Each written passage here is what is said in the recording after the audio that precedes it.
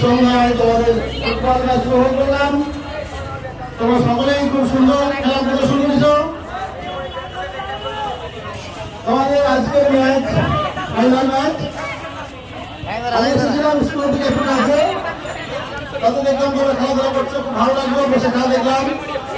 সকলেই অনেক সুন্দর করেছো, কিন্তু একটি ব্যবধান রয়ে গেছে দশম শ্রেণীর সাথে অষ্টম শ্রেণীর ফাইনাল ম্যাচ।